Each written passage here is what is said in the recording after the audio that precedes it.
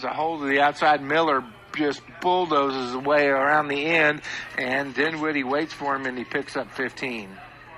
That looked a little bit more like some of the plays we've seen in the last couple of weeks. That's good to see. Might have made some pretty good adjustments at halftime, Sutton. We found somebody to pick on, and we picked.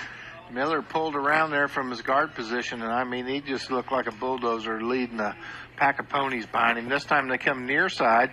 Dinwiddie gets in some